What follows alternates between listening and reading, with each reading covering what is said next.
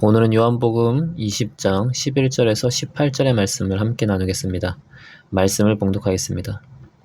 그런데 마리아는 무덤 밖에 서서 울고 있었다. 울다가 몸을 굽혀서 무덤 속을 들여다보니 흰옷을 입은 천사 둘이 앉아 있었다. 한 천사는 예수의 시신이 놓여 있던 자리 머리맡에 있었고 다른 한 천사는 발치에 있었다. 천사들이 마리아에게 말하였다. 여자여, 왜 우느냐? 마리아가 대답하였다. 누가 우리 주님을 가져갔습니다. 어디에 두었는지 모르겠습니다. 이렇게 말하고 뒤로 돌아섰을 때 그 마리아는 예수께서 서 계신 것을 보았지만 그가 예수인 줄 알지 못하였다. 예수께서 마리아에게 말씀하셨다. 여자여, 왜 울고 있느냐? 누구를 찾느냐? 마리아는 그가 동산지기인 줄 알고 여보세요. 당신이 그를 옮겨 놓았거든 어디에다 두었는지를 내게 말해 주세요. 내가 그를 모셔가겠습니다. 하고 말하였다. 예수께서 마리아야 하고 부르셨다. 마리아가 돌아서서 히브리 말로 라부니 하고 불렀다. 그것은 선생님이라는 뜻이다. 예수께서 마리아에게 말씀하셨다. 내게 손을 대지 말아라. 내가 아직 아버지께로 올라가지 않았다. 이제 내 형제들에게로 가서 이르기를 내가 나의 아버지 곧 너희의 아버지 나의 하나님 곧 너희의 하나님께로 올라간다고 말하여라. 막달라 사람 마리아는 제자들에게 가서 자기가 주님을 보았다는 것과 주님께서 자기에게 이런 말씀을 하셨다는 것을 전하였다. 아멘. 베드로와 요한은 막달라 마리아의 말을 듣고 무덤에 와서 예수님의 시신이 없다는 것을 확인했습니다. 그러나 그들은 예수님이 부활하셨다는 것을 생각하지 못하고 다시 집으로 돌아갔습니다. 그렇지만 마리아는 무덤을 떠나지 않았습니다. 막달라 마리아는 예수님의 시신이 도난당한 것으로 생각하고 가슴 아파하며 크게 울고 있었습니다. 한참 울다가 다시 무덤 속을 들여다보니 두 천사를 만나게 되었습니다. 마리아가 두 천사와 대화하는 사이 예수님께서 마리아 뒤에 오셨습니다. 그러나 마리아는 예수님이라는 생각을 하지 못하고 동산지기인 줄 알았습니다. 그래서 예수님께서 불러도 예수님의 시신을 찾는 이야기만 했습니다. 이에 예수님께서 마리아의 이름을 부르시니 비로소 마리아는 예수님이라는 것을 깨닫게 되었습니다. 동산지기라면 자신의 이름을 몰랐을 것이기 때문입니다. 마리아는 너무나 반가워서 예수님을 붙잡았습니다. 다시는 예수님과 떨어지지 않으려고 붙잡았을 것입니다. 없어진 예수님을 애타게 찾았기 때문에 마리아는 예수님을 잃지 않으려고 붙잡았습니다. 그리고 이제 예수님과 계속 함께 있을 것으로 기대했습니다. 그렇지만 예수님께서는 마리아에게 붙들지 말라고 말씀하셨습니다.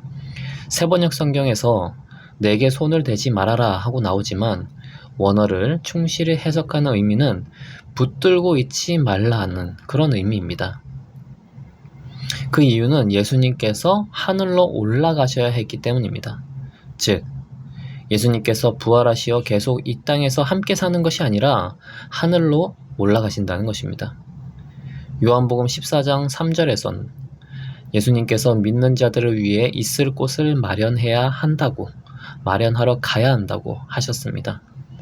예수님께서 하늘 초소를 예비하러 가시는 것입니다.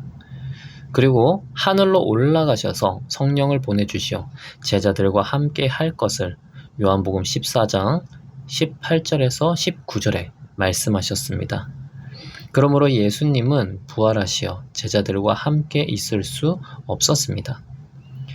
예수님께서 하늘로 올라간다는 말씀을 하시면서 아주 의미심장한 말씀도 하셨습니다.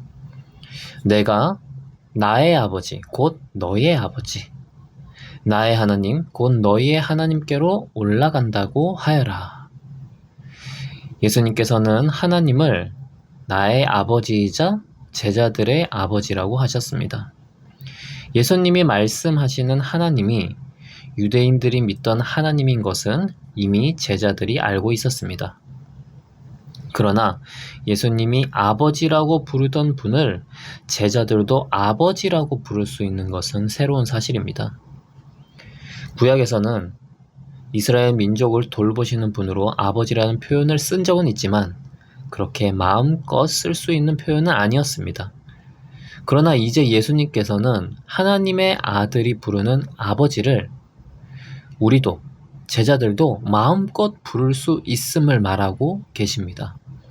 게다가 예수님이 우리를 제자들을 형제들이라고 말씀하시므로 하나님 안에서 우리가 예수님과 형제됨을 말씀하신 것입니다. 이것은 우리가 예수님과 같은 신분으로 하나님을 대할 수 있게 되었다는 말입니다.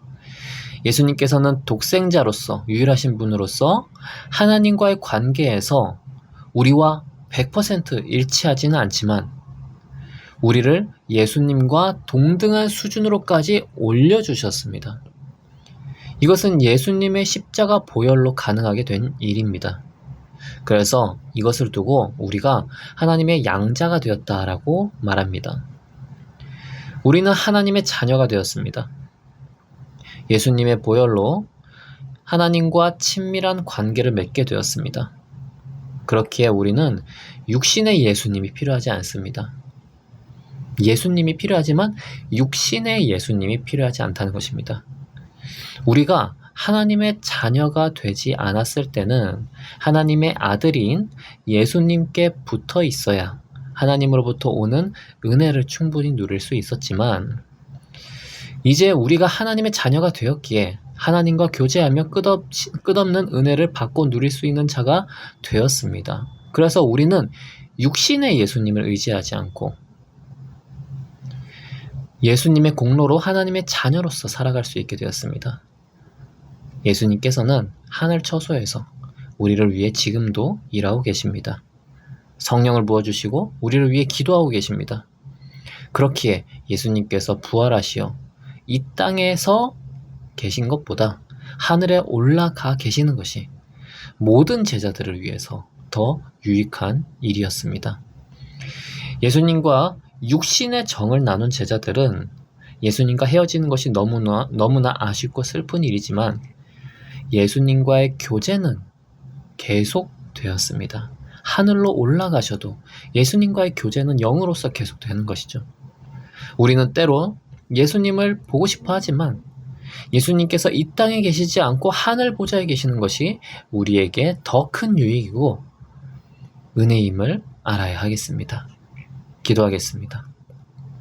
하나님 아버지, 예수님께서 부활하시어 이 땅에 계시지 않고 하늘 보좌에 올라가셔서 우리는 하나님의 자녀로서 우리의 책임을 하며 살아갈 수 있게 되었습니다. 우리는 각자 하나님의 자녀입니다.